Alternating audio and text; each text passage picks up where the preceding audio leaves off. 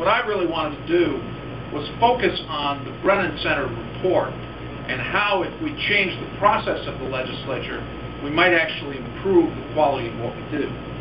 I think it's critically important to think about the Brennan Center's description of the New York State Legislature as the most dysfunctional in the nation, against the backdrop of what New York has in its current situation. New York has the highest tax burden, overall tax burden in the country. We are number one. We have the highest health care costs. We have generally a state that has had a tremendous, the Medicaid costs in New York are substantially higher than they are in any other place in the nation. We have the largest gap in wealth.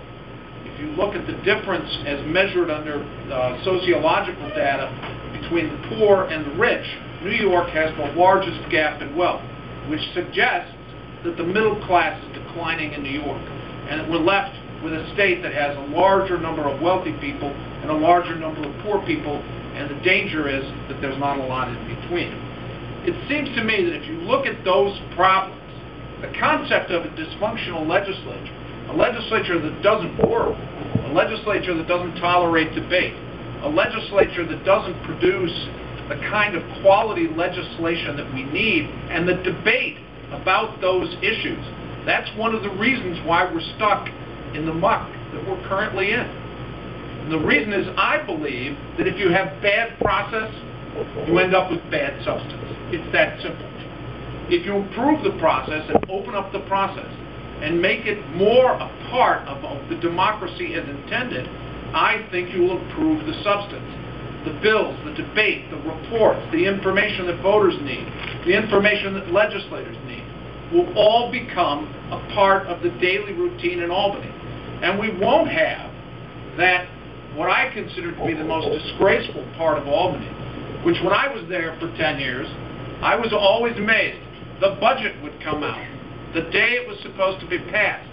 It'd be this tall. It'd be 1,400, 1,800 pages long. And the best part about it is, it was still warm to the touch.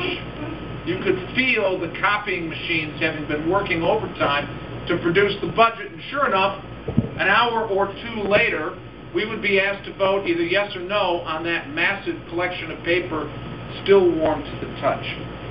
I can remember the same thing would happen on the last day of session, when the bills would start to roll out, bills that we had never seen, bills that had never been a part of the discussion. They would roll out in large numbers. You'd go into the Rules Committee and there would be a stack of bills that would be 15 bills that we would spend less than 5 minutes approving all 15 of them, and then we'd rush into the chamber to approve them again in record time. All of that has produced, in my judgment, a state legislature and a state system that just no longer functions in any kind of democratic way.